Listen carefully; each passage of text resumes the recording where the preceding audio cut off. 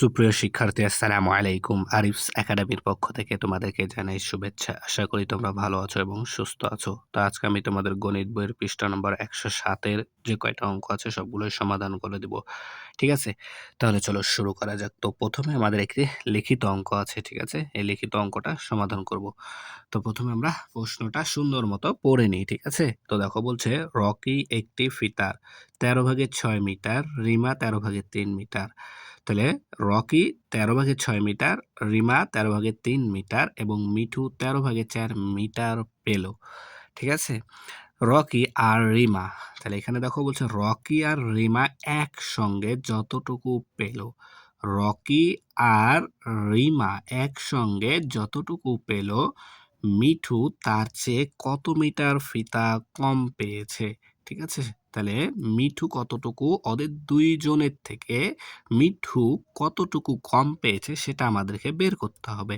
ঠিক আছে? তাহলে আমাদের প্রথমে কাজ কি দেখো, প্রথমে রকি আর রিমা একসঙ্গে কতটুকু ফিতা পেয়েছে সেটা আমাদেরকে বের করতে হবে। তাহলে রকি আর রিমার দুইটা কি প্রথমে আমাদেরকে যোগ করতে হবে। ঠিক আছে? এরপর তাদের যোগফল থেকে যদি আমরা মিঠুর যতটুকু পেয়েছে এটা বিয়োগ করে দিই, তাহলে কিন্তু কতটুকু কম পেয়েছে, মিঠু কতটুকু কম পেয়েছে এটা বের হয়ে যাবে। ঠিক আছে? তাহলে প্রথমে আমাদেরকে কি করতে হবে, রকি আর রিমা দুজনার ফিতা যোগ করতে হবে। তাহলে এখানে আমরা লিখতে পারি যে কি, রকি, তাই না? প্রথমে তাহলে রকি রকি ফিতা পেয়েছে। ঠিক আছে?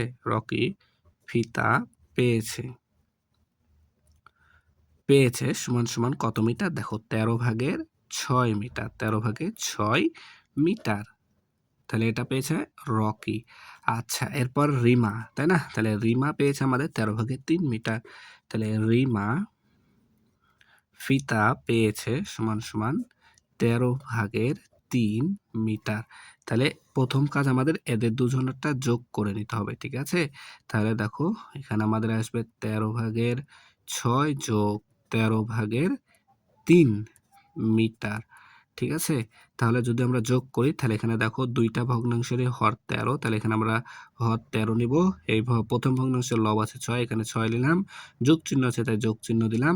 দ্বিতীয় ভগ্নাংশের লব আছে 3, তাই এখানে 3 দিলাম। ঠিক আছে? তাহলে এখন যদি এটাকে আমরা যোগ করি, তাহলে দেখো হর 13 আছে, আমরা হর 13 রেখে দিলাম। তারপর লব আছে 6 যোগ 3, তাহলে 6 আর 3 এ 9, তাহলে 13 ভাগের 9 মিটার। তাহলে তারা মোট ফিতা, তাহলে রকি ও রিমা, তাহলে এখানে আমরা লিখতে পারি যে রকি ও রিমা ফিতা পেয়েছে, একসঙ্গে একসঙ্গে ফিতা পেয়েছে ফিতা পেয়েছে। ঠিক আছে? তাহলে দুজনে একসঙ্গে ফিতা পেয়েছে কত মিটার? 13 ভাগের 9 মিটার। এখন এই যে এই যোগফল যেটা আমরা এখন পেলাম, এটা থেকে যদি আমরা মিঠুর কি বাদ দিয়ে দিই, বিয়োগ করে দিই, তাহলে কিন্তু কতটুকু কম পেয়েছে মিঠু সেটা বের হয়ে যাবে। তাহলে আমরা এখানে লিখবো কি যে, প্রথমে আবার, যেহেতু এটা 2 লাইনে 2 বারে করতে হবে, 2 ধাপে। ঠিক আছে? তাহলে আবার, তাহলে প্রথমে কি রকি ও রিমা রকি ও রিমা একসঙ্গে একসঙ্গে ফিতা, ঠিক আছে, একসঙ্গে ফিতা পেয়েছে ফিতা পেয়েছে সমান সমান কত? 13 ভাগের 9 মিটার, 13 ভাগের 9 মিটার। আচ্ছা, এরপর দেখো আমাদের মিঠু পেয়েছে কত? 13 ভাগের 4 মিটার, 13 ভাগের 4 মিটার। তাহলে আমরা এখানে লিখবো কি যে, মিঠু মিঠু ফিতা পেয়েছে সমান সমান 13 ভাগের 4 মিটার। তাহলে কতটুকু কম পেয়েছে সেটা বের করব। তাহলে আমাদেরকে এটা কি করতে হবে? বিয়োগ করতে হবে, তাই না? কতটুকু কম পেয়েছে, তাহলে এটা আমাদেরকে বিয়োগ করতে হবে। তো এখানে বিয়োগ চিহ্ন দেব।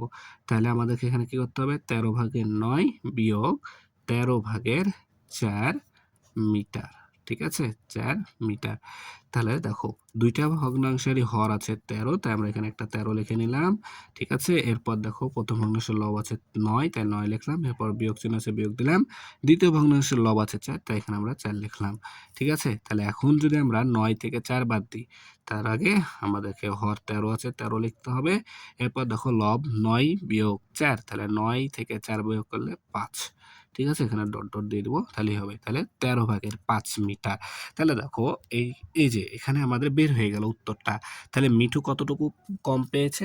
13/5 মিটার। তাহলে আমরা এখানে লিখব যে কি? মিঠু, মিঠু তাদের, তাদের চেয়ে কম পেয়েছে।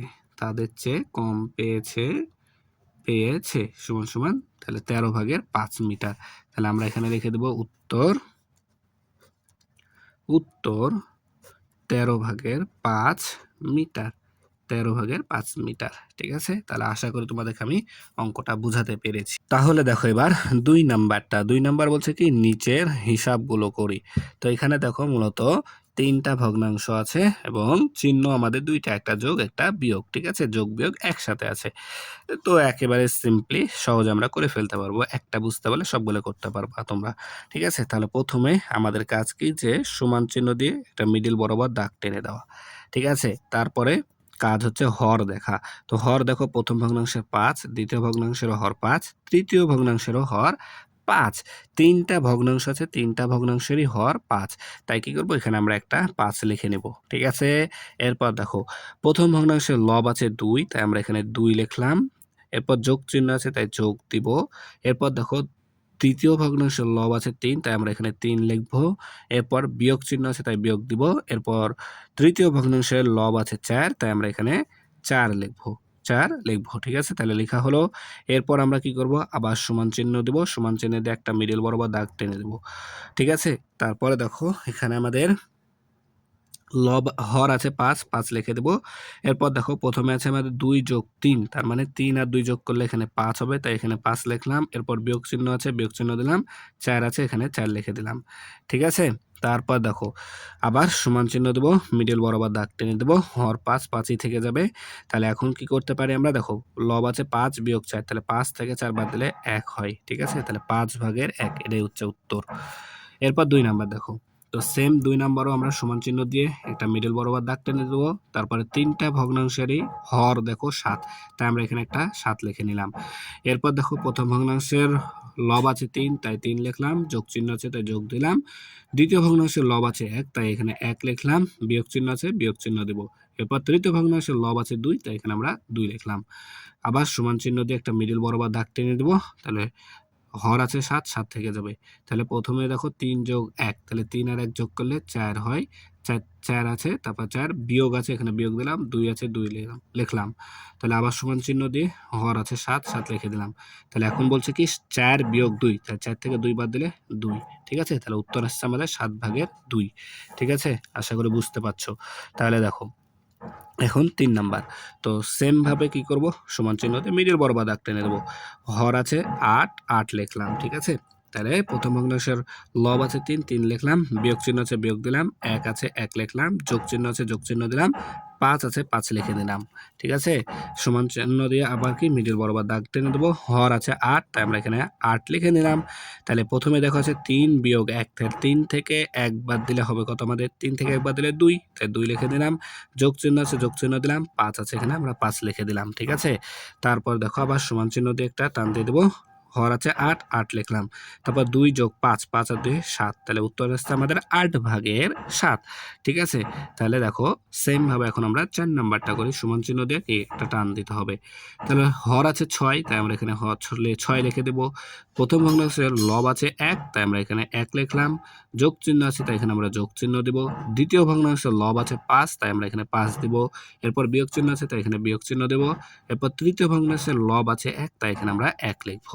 আবার সমান চিহ্ন দিয়ে মিডল বরাবর দাগ টেনে দেব। তাহলে এখানে দেখো আছে ৬, হর ৬ থেকে যাবে। তাহলে ১ম এ আছে ১ যোগ ৫, তাহলে ৫ আর ১ যোগ করতে হবে। ৫ আর ১ এ ৬, ৬ বসাই দিলাম। বিয়োগ চিহ্ন আছে, তাই বিয়োগ চিহ্ন দিলাম। এখানে ১ আছে, তাই এখানে ১ দিয়ে দিলাম। ঠিক আছে? তাহলে এবার সমান চিহ্ন দিব। এবার কি করব? টান দিয়ে হর ৬ আছে, ৬ লিখে দিলাম। তাহলে ৬ থেকে ১ বিয়োগ করতে হবে। তাহলে ৬ থেকে ১ বাদ দিলে ৫।